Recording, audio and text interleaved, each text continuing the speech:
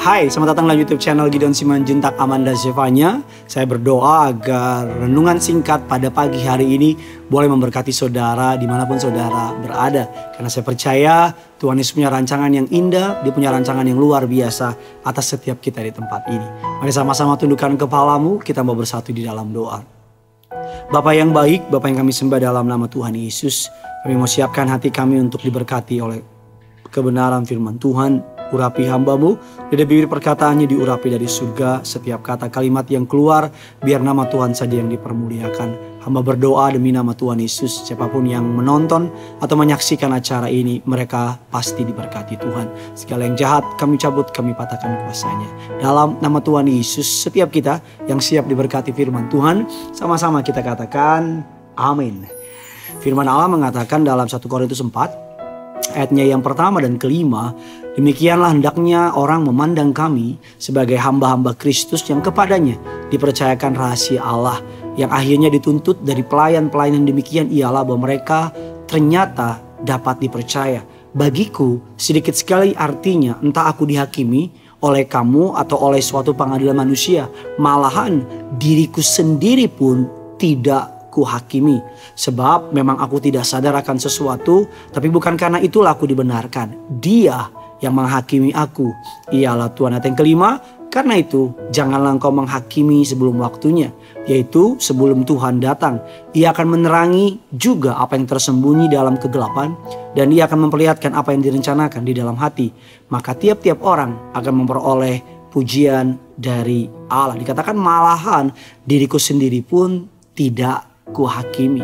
Rasul Paulus menulis ayat ini agar setiap saudara dan saya bukan lagi menghakimi orang lain, terlebih lagi juga tidak menghakimi sesama kita atau menghakimi diri kita sendiri. Bahkan dikatakan dia tidak memperdulikan entah dihakimi atau tidak, karena dia tahu nilai diri dia terletak kepada Tuhan, Sang Pemilik kehidupan. Bahkan firman Allah mengatakan lebih lanjut lagi dalam Injil Markus 12 ayat yang ke-31. Dan hukum yang kedua ialah kasihilah sesama manusia seperti dirimu sendiri. Tidak ada hukum lain yang lebih utama daripada kedua hukum ini. Sebelum kita dapat mengasihi sesama kita manusia, kita terlebih dahulu harus mengasihi diri kita sendiri. Karena banyak orang gagal mengasihi orang lain karena dia gagal mengasihi dirinya sendiri. Ada banyak orang, kalau ada suami memukul istri, bagi saya yang dia pukul itu bukan istrinya.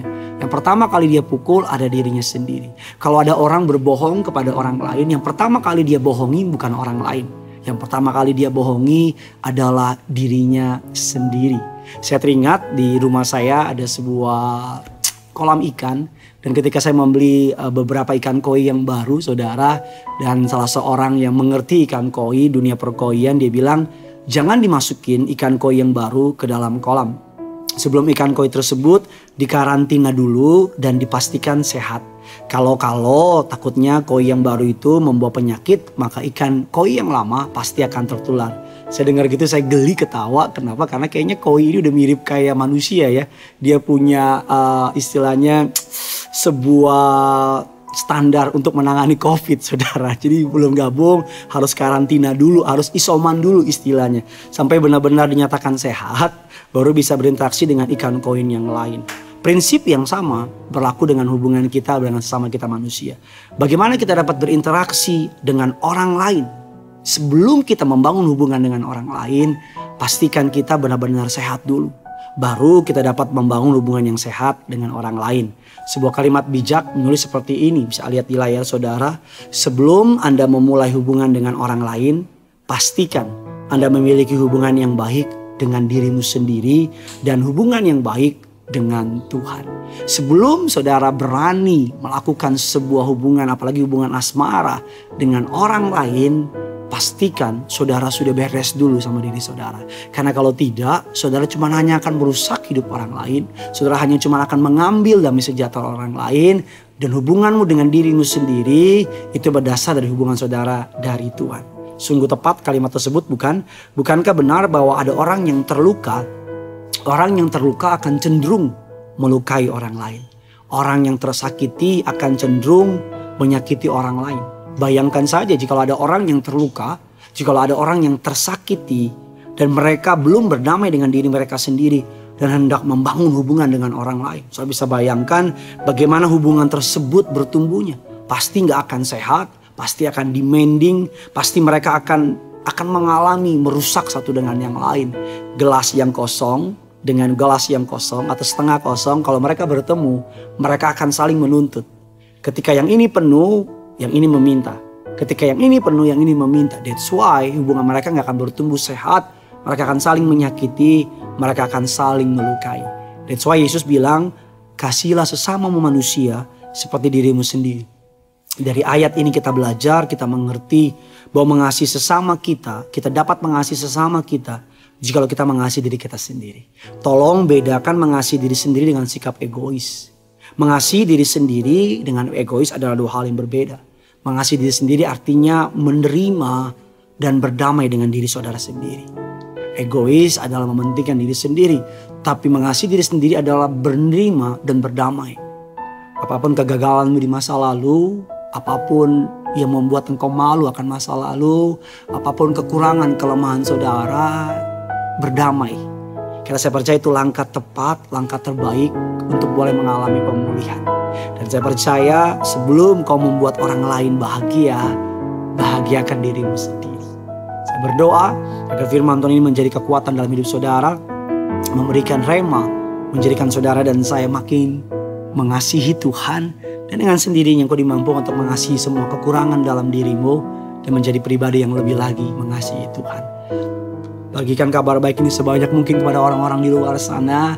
Bilang sama mereka, hey, kamu berhak untuk bahagia. You deserve to be happy. Saya mau bilang bagi siapa saudara menyaksikan renungan singkat ini, mari berdamai dengan diri saudara sendiri. Tuhan mengasihi saudara, dan saudara gak punya alasan untuk tidak mengasihi dirimu.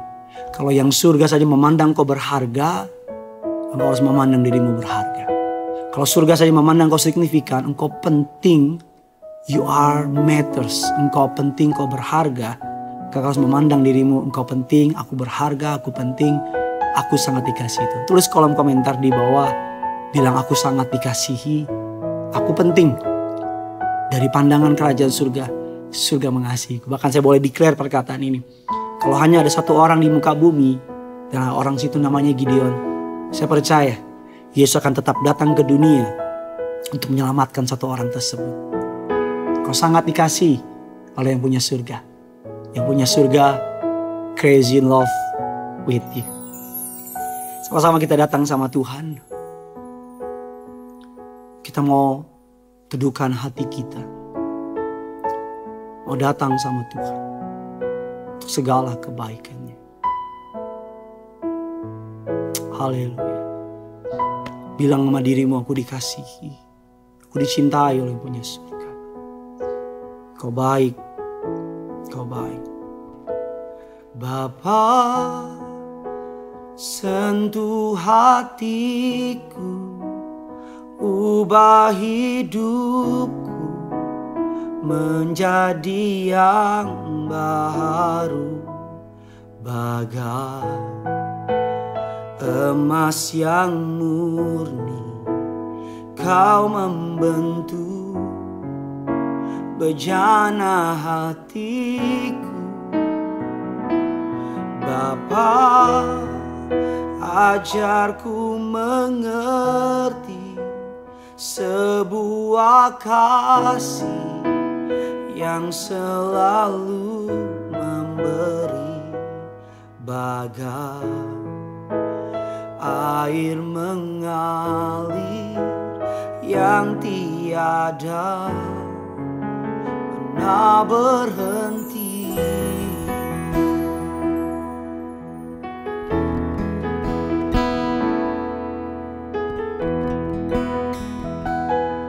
Sama-sama kita datang sama Dia. Betapa aku mencintai segala yang telah terjadi. Tak pernah sendiri jalani hidup ini, selalu menyertai.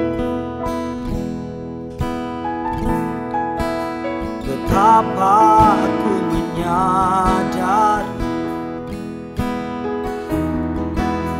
di dalam hidupku ini Kau selalu memberi rancangan terbaik oleh karena kasih.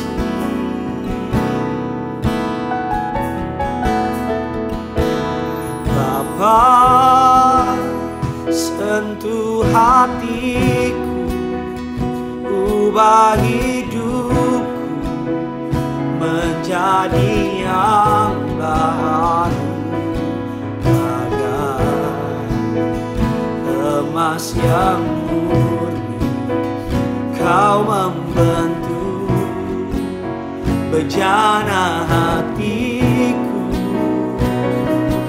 Bapa, ajarku mengerti sebuah kasih yang selalu memberi, bagai air mengalir yang tiada pernah berhenti.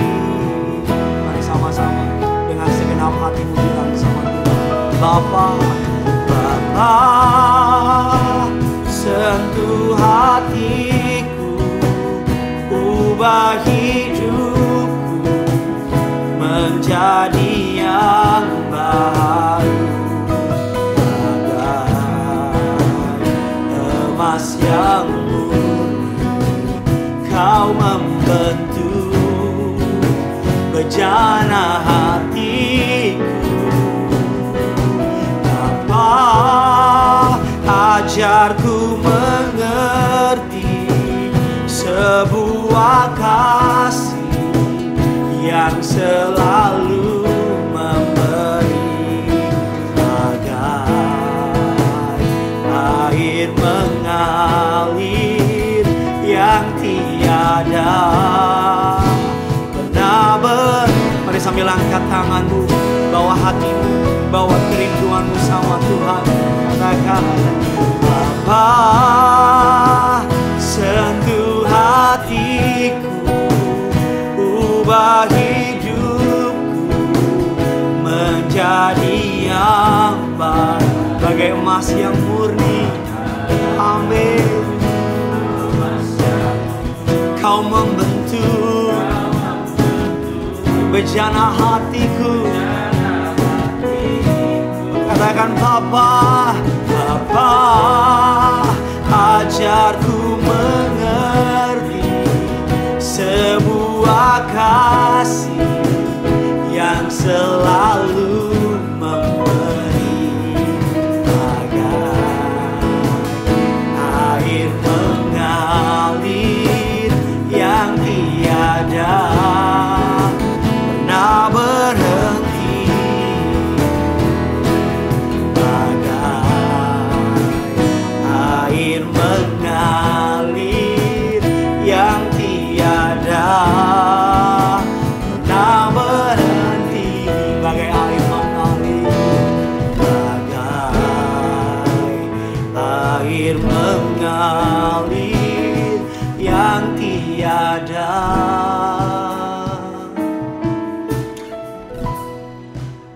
pernah berhenti.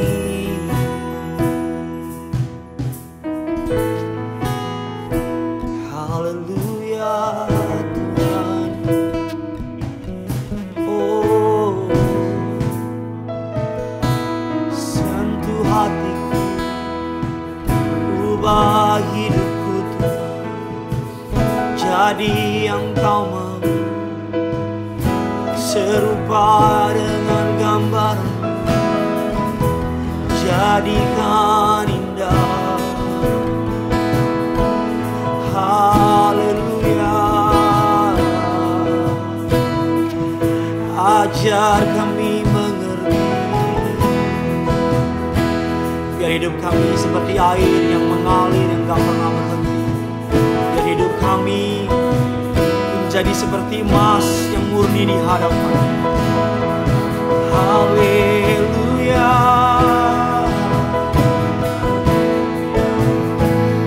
Kau baik, kau sungguh baik. Dahsyat-Mu, ajaib perbuatan-Mu, tak pernah berubah. Oh,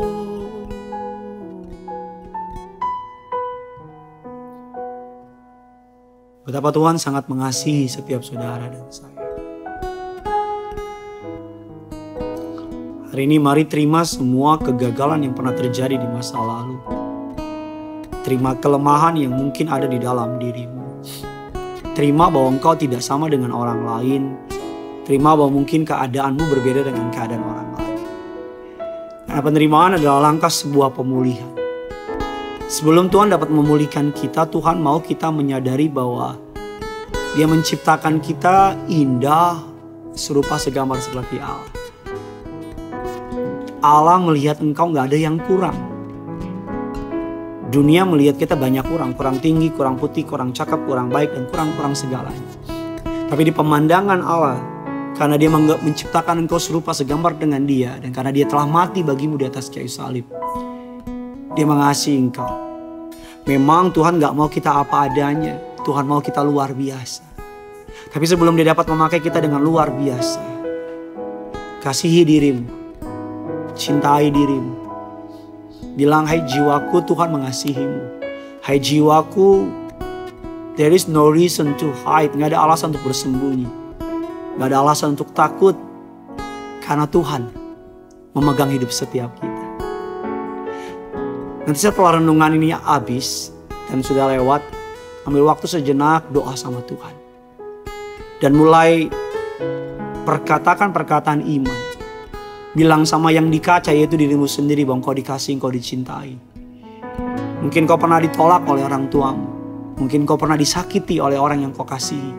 Mungkin orang lain memilih orang lain daripada engkau, dan kau merasa dirimu unworthy, gak berharga. Padahal sebenarnya kau sangat berharga. Yang punya surga, crazy in love with you. Sangat, amat sangat mencintai saudara. Renungkan firman Tuhan ini. Setelah YouTube channel ini berakhir, sejenak, jangan buru-buru kemana-mana. Tenang dan bicara sama dirimu sendiri. Katakan, ya engkau punya masa lalu yang buruk, ya engkau pernah gagal, ya beberapa orang pernah menganggap engkau gak penting dan sebagainya. Tapi bukankah yang paling penting adalah apa pendapat Tuhan tentang hidup ini? Tuhan berkata, aku mengasihi engkau. Dan aku menganggap engkau sebagai sebuah harta karun yang berharga. Aku memberikan bangsa-bangsa sebagai gantimu. Selamat menikmati kasih Tuhan. Selamat menikmati your new identity. Identitasmu yang baru dalam Kristus Yesus Tuhan. Izinkan saya ngomong ini sekali lagi karena yang punya surga. Crazy in love with you.